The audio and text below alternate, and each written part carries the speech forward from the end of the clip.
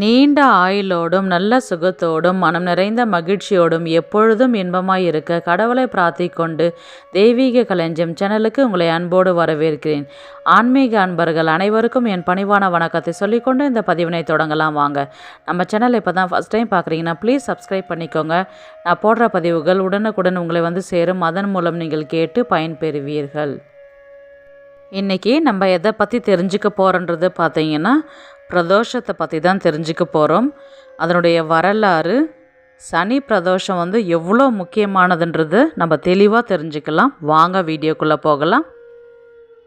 அனைத்து விதமான தோஷங்களையும் நீக்கி வாழ்வில் சந்தோஷத்தை மட்டுமே வழங்கக்கூடிய அதி அற்புதமான வழிபாட்டு காலம் பிரதோஷ காலம்.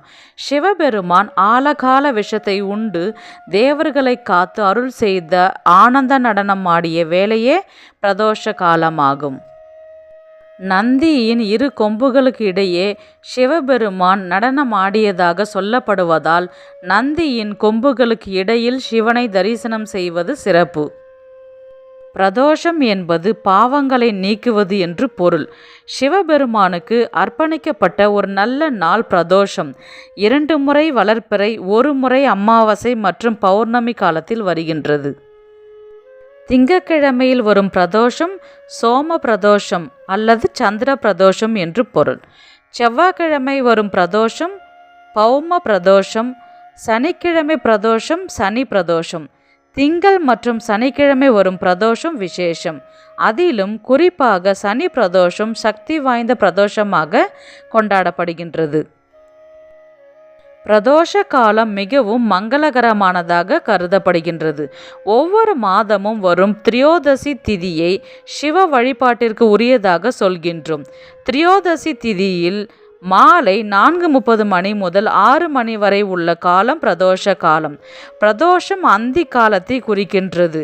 சூரிய அஸ்தமனத்திற்கு சற்று முன் மற்றும் சூரிய அஸ்தமனத்திற்கு பிறகு வரும் காலமே. அந்த நேரத்தில் அபிஷேகம் செய்து பகவானை வேண்டிக் கொள்ளலாம். வருடத்திற்கு 1 முறை சனி மகா பிரதோஷத்தன்று விரதம் இருந்து சிவனை வழிபட்டால் 5 ஆண்டுகள் சிவன் கோவிலுக்கு சென்று வழிபட்ட பலன்களை பெற முடியும். சனி பிரதோஷத்தன்று சிவபெருமானையும் சனீஸ்வரனையும் விரதமிருந்து வழிபட்டால் கிரக தோஷங்கள், சனியால் ஏற்படும் பாதிப்புகள் அனைத்தும் நீங்கிவிடும். சனி பிரதோஷ விரதம் இருந்து வழிபடுபவர்களுக்கு பிறப்பு இறப்பு இல்லாத முக்தி நிலையை அருள்வார் என புராணங்கள் கூறுகின்றன. பிரதோஷம் தோன்றிய வரலாறு பார்க்கலாம்.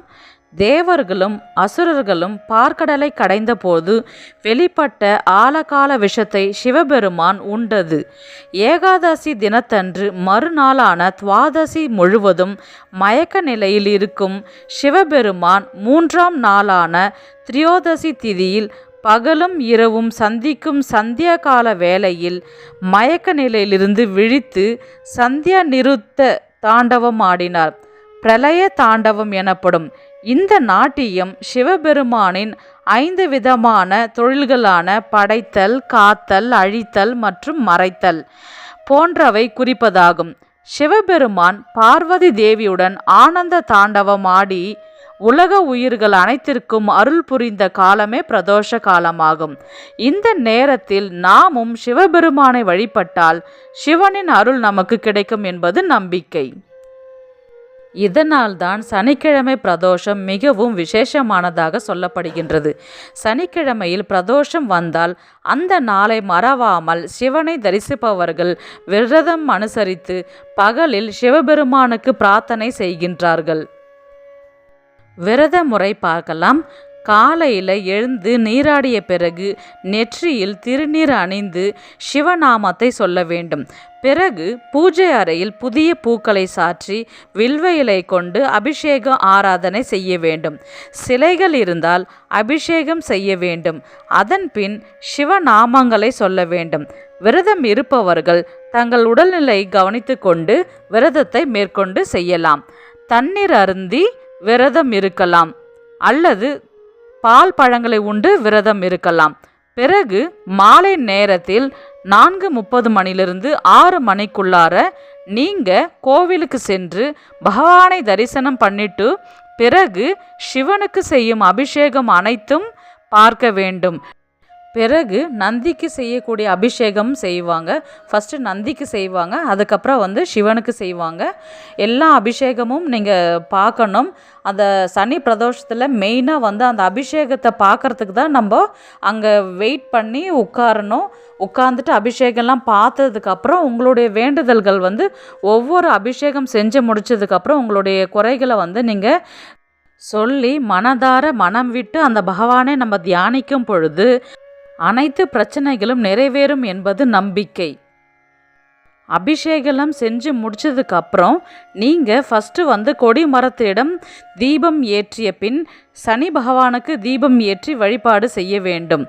அதன் பின் நவகிரகங்களை 9 முறை வலம் வந்த பிறகு வடகிழக்கு திசையை நோக்கி அமர்ந்து சிவனுக்கு பூஜை செய்வது நல்லது. பகல் முழுவதும் பழங்கள் மட்டும் சாப்பிட்டு மாலையில் பிரதோஷ பூஜை நிறைவடைந்த பிறகு விரதத்தை நிறைவு செய்து கொள்ளலாம். மிக சிறந்த பலன்களை கொடுக்கும் பிரதோஷ நேரத்தில் நீங்கள் சிவனிடம் என்ன வேண்டிக் கொண்டாலும் அது அப்படியே நடக்கும் என்பது ஐதீகம். பூஜையெல்லாம் முடிஞ்சதுக்கப்புறம் பார்த்தீங்கன்னா பிரசாதம் கொடுப்பாங்க. அந்த பிரசாதத்தை வாங்கி நீங்கள் உண்டு நீங்கள் விரதத்தை முடிச்சு கொள்ளலாம். இப்போது கோவிலுக்கு போக முடியாதவங்க வீட்டிலே பூஜை செய்து விரதத்தை எப்படி முடிக்கலாம்ன்றது பார்க்கலாம். வீட்டில் உள்ள சிவன் படத்திற்கு பூக்கள் மற்றும் வில்வம் போட்டு அலங்காரம் செய்ய வேண்டும். வீட்டில் சிலை இருந்தால் அபிஷேகம் செய்ய வேண்டும். ஒற்றைப்படை அல்லது 1 அல்லது 3 பொருட்களை கொண்டு அபிஷேகம் செய்யலாம். அல்லது அபிஷேகம் செய்பவர்கள் அபிஷேக பொருட்கள் அதிகமாக இருந்தால் ஒற்றைப்படையில் முடிகிற மாதிரி பார்த்துக்கோங்க. வில்வம், சிவப்பு அரளி, தாமரை பூக்கள் போட்டு நீங்கள் பூஜையை செய்ய ஸ்டார்ட் பண்ணலாம். மந்திரம் பார்த்தீங்கன்னா ஓம் நமசிவாய என்ற மந்திரத்தை 11 முறை சொல்லி அர்ச்சனை நீங்கள் செய்யலாம். உங்களால் முடிஞ்ச நெய்வேத்தியம் செய்யலாம். அல்லது எதுவும் செய்ய முடியவில்லை என்றால் 2 வாழைப்பழம் வெற்றிலை பாக்கு வைத்து வழிபாடு செய்யலாம். அதன் பின் தீபதூப ஆராதனைகளை செய்த பிறகு பிரசாதம் ஏதாவது சாப்பிட்டுட்டு விரதத்தை முடிச்சு கொள்ளலாம். பிரதோஷம் அன்று செய்யும் அபிஷேகத்தின் பலன்கள் பார்த்தீங்கன்னா, பால் அபிஷேகம் செய்தால் நீண்ட ஆயுளை தரும். நெய் அபிஷேகம் செய்தால் மோட்ச நிலைமையை தரும். தயிர் அபிஷேகம் செய்தால் குழந்தைகள் பாக்கியம் கிட்டும். தேனில் அபிஷேகம் செய்தால் இனிமையான குரலை கிடைக்கும். அரிசி மாவினால் அபிஷேகம் செய்தால் கடன் நீங்கும். கரும்பு சாறு கொண்டு அபிஷேகம் செய்தால் ஆரோக்கியம் மேம்படும். பஞ்சாமிரதம் கொண்டு அபிஷேகம் செய்தால் செல்வம் தரும். எலுமிச்சம் பழத்தை கொண்டு நம்ம அபிஷேகம் செய்தால் மரண பயம் நீங்குகின்றது. சர்க்கரை கொண்டு அபிஷேகம் செய்தால் பகையை நீக்கும். இளநீர் அபிஷேகம் செய்தால் மகிழ்ச்சி தருகின்றது. சமைத்த சாப்பாடு நம்ம அபிஷேகம் செய்யும் பொழுது பார்த்தீங்கன்னா கம்பீரமான வாழ்க்கையை அளிக்கின்றது.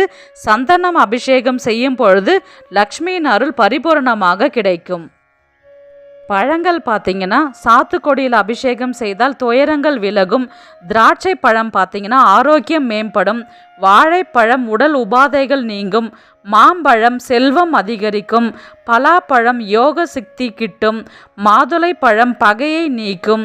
திருநீர் அபிஷேகம் செய்யும் பொழுது பார்த்தீங்கன்னா சகல நன்மைகளும் தரும். பன்னீர் அபிஷேகம் சருமம் காக்கும். திருமஞ்சனம் பவுடரில் நம்ம அபிஷேகம் செய்யும் பொழுது நோய் நீங்கும். அதிலும் குறிப்பாக தாமரை பூ கிடைத்தால் மிகவும் விசேஷமானது.